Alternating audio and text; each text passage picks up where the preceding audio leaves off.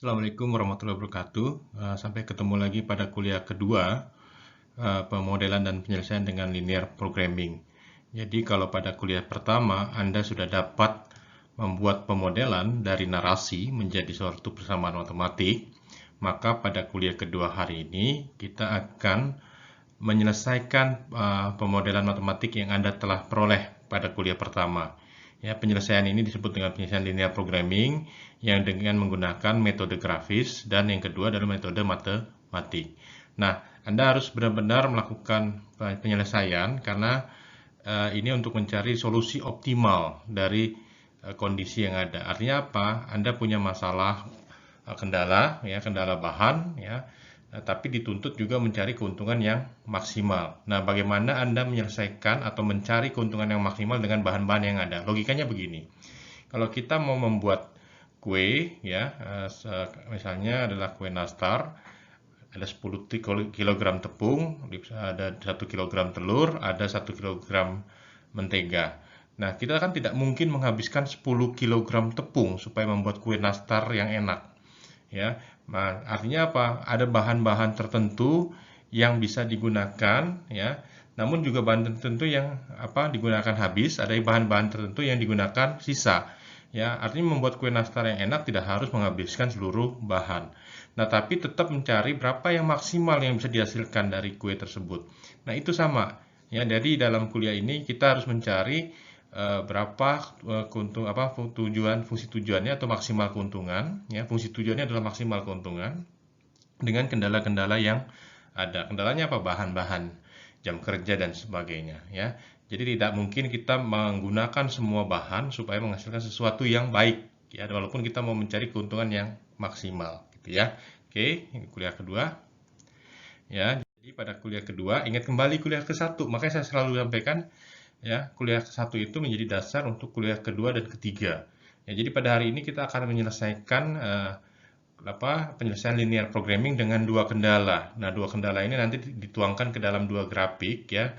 Jadi dalam satu gambar ada dua grafik atau dua garis, ya, linear. Namanya disebut dengan linear programming dengan metode grafis. Nah, penyelesaian-penyelesaiannya juga diselesaikan dengan persoalan matematik, ya, penyelesaian matematik.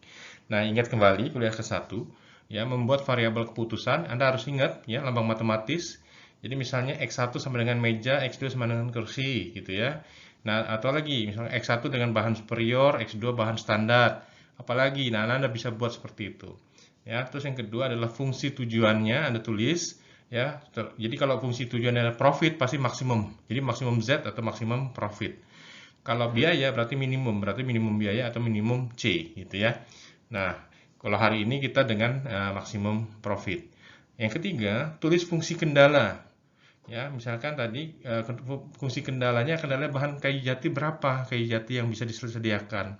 Nah, digunakan untuk meja berapa, untuk kursi berapa, yang bisa disediakan berapa. Ya, jam kerja juga sama, ya. Jam kerja yang untuk menyelesaikan meja berapa, jam kerja yang digunakan untuk menyelesaikan kursi berapa. Nah, ada jam kerja tiap orang tuh beda-beda, berapa yang tersedia. Nah, begitu juga bahan A dan bahan B. Nah, berikut ini adalah contoh soal dari kuliah 1, ya. Ingat kembali proses memperoleh persamaan matematis dari narasi. Jadi Anda harus ingat kembali bagaimana menyusun penyelesaian matematis, ya, dari narasi pada kuliah ke-1. Nah, sehingga Anda dapat mengerjakan penyelesaian pada permasalahan berikut ini, ya. Jadi ini adalah kalau minggu lalu hanya dari narasi membuat menjadi model, memformulasi namanya, ya. Nah, sekarang dari formulasi model atau persamaan matematis tadi menjadi Anda menghitung penyelesaian secara matematis untuk menghasilkan solusi optimal dengan kendala-kendala yang ada, ya. Harapannya Anda bisa menyelesaikan ini dengan dua kendala dulu pada hari ini. Ya, pada kuliah ketiga baru dengan 3 kendala. Nah, Anda kerjakan masing-masing, Anda harus mengerjakan, ya. Kalau tidak bisa mengerjakan tidak latihan, maka Anda tidak bisa mengerjakan. Jadi, Anda harus mengerjakan dengan baik, ya. Oke. Ini contoh lain, ya, contoh 2, ya. Misalnya lakukan formulasi dan pemodelan dari permasalahan berikut. Ya, ini adalah narasinya. Ya, jadi ada seorang pengusaha bahan kimia membuat 2 macam cairan. Ya, contohnya adalah pembunuh serangga. Ya, produk yang dihasilkan itu misalnya adalah produk superior dan produk standar. Ya, kedua cairan dibentuk dari 2 macam bahan yang sama yaitu A dan B, ya, bahan A dan bahan B dengan komposisi yang berbeda.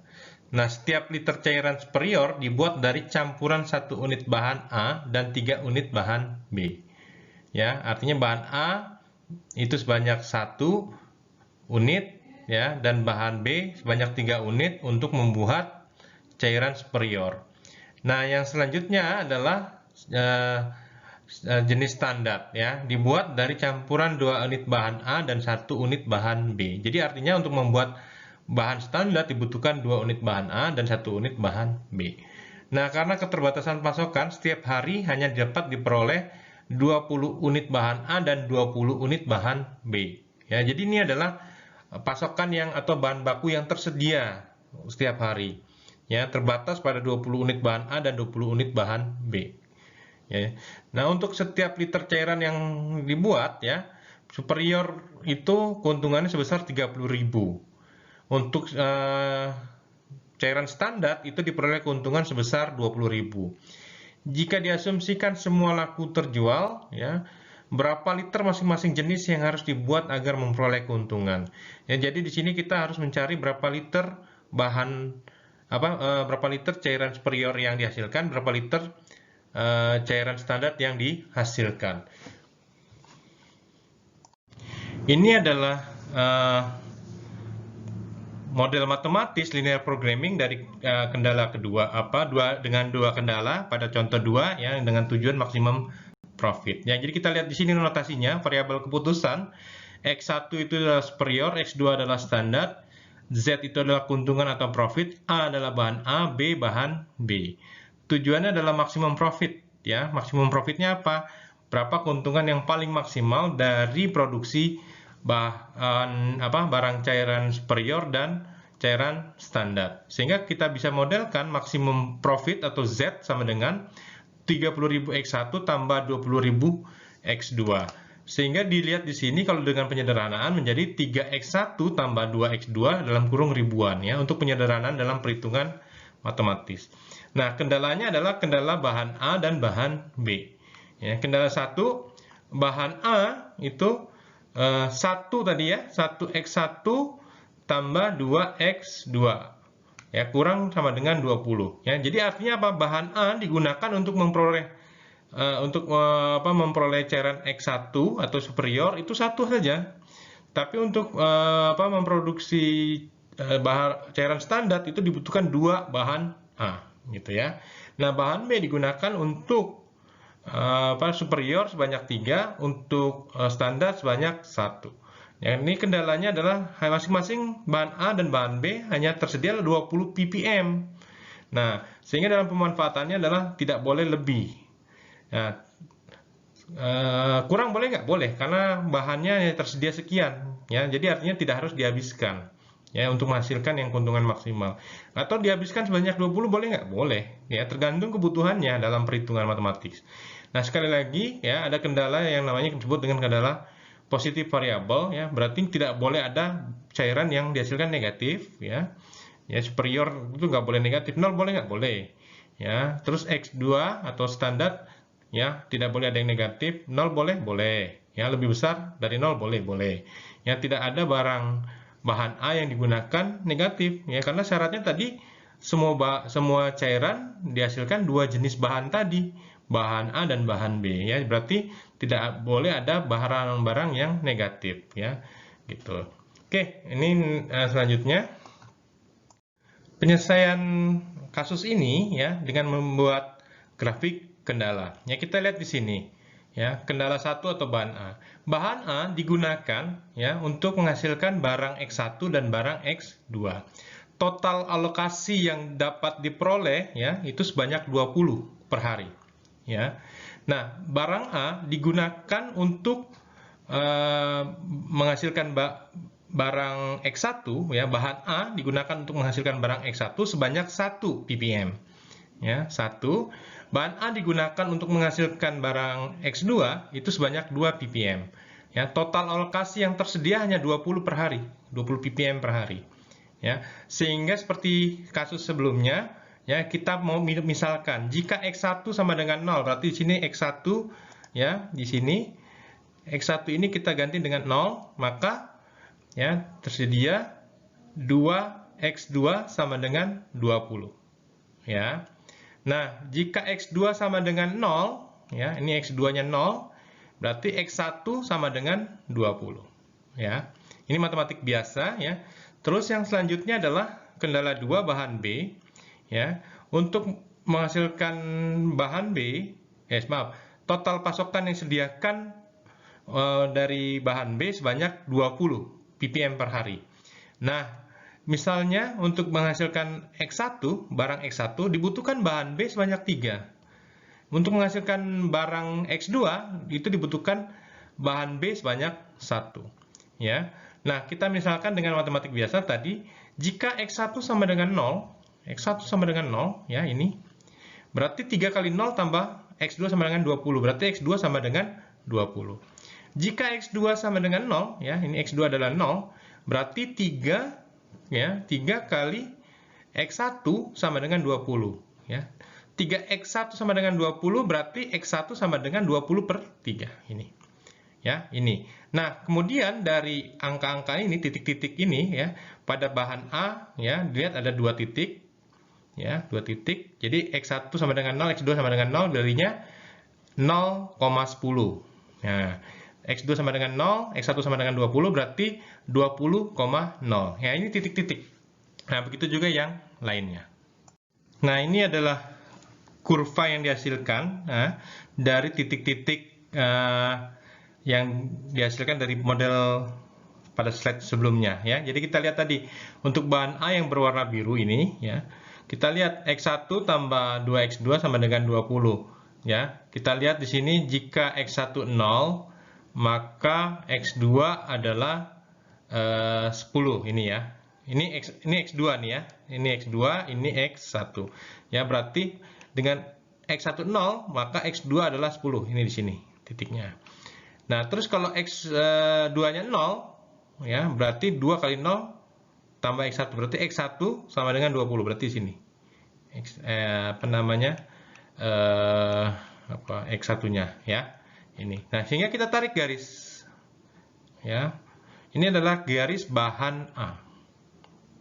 Nah, begitu juga dengan bahan B, ya. Jika X1-nya 0, ya, X1-nya 0, 3 kali 0 0, tambah X2 sama dengan 20, berarti X2 adalah 20, berarti ini 0, 20.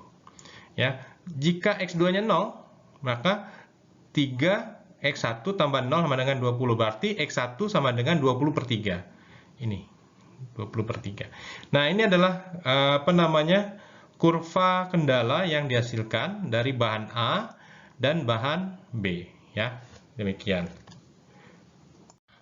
Nah, selanjutnya kita gunakan eliminasi dan substitusi. Ya, kita lihat di sini, kendala bahan A tadi adalah X1 tambah 2X2 sama dengan 20. Kendala bahan B adalah 3X1 tambah X2 sama dengan 20. Ya, dengan persamaan dengan teknik eliminasi dan substitusi, ya, seperti Anda ketahui, hasilnya seperti ini, ya, sehingga dihasilkan X1 sama dengan 4. Ya, X1 sama dengan 4. Nah, setelah itu kita substitusi X1 sama dengan 4 ke dalam persamaan bahan A, ya. Misalnya X1 tambah 2X2 sama dengan 20, sehingga diperoleh, ya, itu adalah X2 sama dengan 8. Nah, ini adalah barang yang dihasilkan, ya, untuk mencapai kondisi tadi, ya, optimal tadi, jumlah unit yang dihasilkan. X1 apa? Superior. X2 apa? Standar. Ya, ini adalah jumlah barang yang dihasilkan untuk mencapai tujuan maksimum profit tadi. Nah, ini hasilnya. Ya, ini diperoleh. Oke, mudah bukan mengerjakannya? Oke, dari hasil sebelumnya diperoleh nilai titik potong, ya, dari kedua persamaan, yaitu E, ya, ini titik E sama dengan 4,8. Ini titik potong dari kedua kendala, ya. Nah, kita lihat di sini, ini adalah X1, ini adalah X2, ya. Kita lihat, ya, pada kondisi pemanfaatan dari dua bahan tadi, ya, dua kendala tadi, ya, itu harus meliputi kesemuanya, semua bahan. Artinya kalau di sini di titik C mungkin nggak? Tidak mungkin. Kenapa? Karena ini hanya menggunakan bahan B saja, ya, titik C ini. Hanya menggunakan bahan B. Nah, terus untuk di titik ini, titik B ini, mungkin nggak? Tidak, karena hanya menggunakan bahan A saja. Nah, padahal untuk memproduksi, ya, cairan superior dan standar tadi harus menggunakan dua bahan, yaitu bahan A dan bahan B. Artinya apa? Posisinya harus dia di bawah salah satu bahan, ya, ini di bawah ini. Berarti di sini menggunakan dua bahan kan? Karena ini adalah ini adalah luasan untuk bahan B, yang di bawah biru ini adalah luasan untuk bahan A. Ya, sehingga masing-masing itu harus digunakan dari dua bahan. Ya, jadi harus apa? Harus di di titik A, ya. Kalau titik A ini menggunakan bahan A dan bahan B. Ya, kalau di titik D ini menggunakan bahan A, ini bahan A dan bahan B. Ya, sehingga kesimpulannya apa? Kita harus menggunakan, ya, titik-titik yang menggunakan dua kendala tadi, yaitu bahan A dan bahan B. Ya, di mana? Di bawah garis bahan B dan di bawah garis bahan A. Ya, jadi ini titik A, ya, titik E, titik D, dan titik 0. Ya, nah ini berarti kita mencari sebenarnya di mana yang paling maksimum dari keempat titik ini, ya, 4 titik ini. Nah, jadi kita harus menghitung dari masing-masing titik dengan fungsi tujuan yang dihasilkan. Nah, kita cari mana yang paling maksimum profit, ya, pada slide berikut.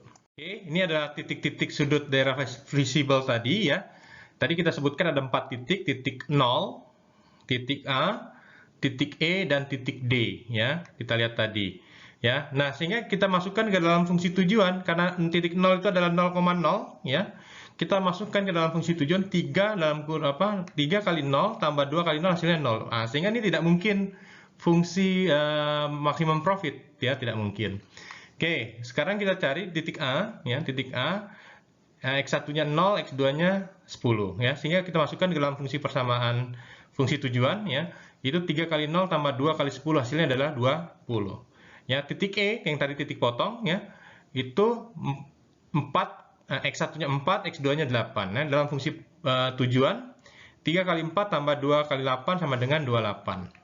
Ya, titik D tadi 20/3, X1-nya 20/3, dan titik X2-nya adalah 0, ya. Kita masukkan ke dalam fungsi tujuan 3 kali 20/3 hasilnya adalah 20, ya, tambah 2 kali 0 hasilnya 0, sehingga ini adalah titik D mempunyai fungsi tujuan, ya, sebesar 20. Nah, dari 4 titik ini kita cari yang paling maksimal. Ternyata paling maksimal terjadi pada titik E, yaitu produksi X1 atau superior 4 dan produksi X2 sebesar atau standar sebesar 8, ya, sehingga menghasilkan fungsi tujuannya yaitu maksimum profit sebesar 28.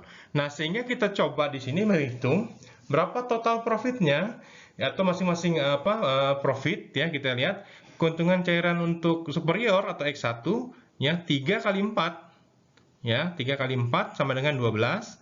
Keuntungan cairan X2 atau standar itu 2 kali 8 sama dengan 16, sehingga keuntungan total adalah 28, ya, sama dengan yang ini, ya.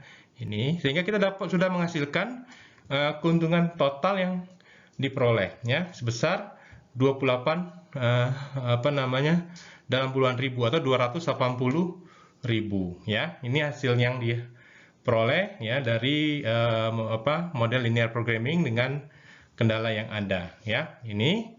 Nah, Anda bisa lihat di sini, ya, berarti kita hanya menghasilkan 4 superior dan 8 standar, ya.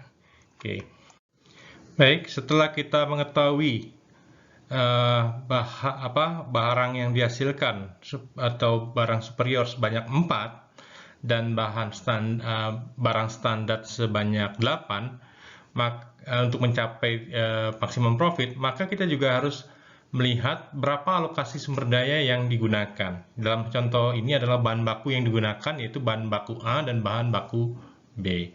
Nah, alokasi sumber daya yang digunakan kita masukkan kembali ya nilai atau jumlah barang yang dihasilkan. Contohnya adalah superior itu adalah X1 sebanyak 4 dan X2 atau standar sebanyak 8 ke dalam fungsi kendala bahan A contohnya. Ya, kita masukkan X1 sama dengan 4 ya. Ini X1 sama dengan 4 ke dalam persamaan bahan kendala A ya, X1 sama dengan 4 dan X2 sama dengan 8 ya. Sehingga kita dapat alokasi sumber daya dari bahan baku A yang digunakan 4 tambah 2 kali 8 sama dengan 20. Nah, sebagaimana kita ketahui tadi pasokan yang tersedia setiap hari hanya 20 untuk bahan A. Artinya apa? Artinya semua bahan A habis terpakai untuk memproduksi cairan superior dan cairan standar. Ya, ini habis terpakai. Nah, untuk kendala barang B bagaimana? Bahan B, ya kita lihat juga sama ya, kita masukkan tadi barang superior yang dihasilkan sebanyak 4 dan standar sebanyak 8 ya ke dalam persamaan kendala bahan B. Ya, sehingga kita masukkan ya tadi ya rumusnya adalah 3x1 tambah x2 sama dengan 20 ya, kita masukkan jadi 3 kali 4 ya, 4-nya x1 dan tambah 8. 8-nya adalah x2. Persamaan ini ya sama dengan 20. Nah, artinya semua bahan B habis terpakai.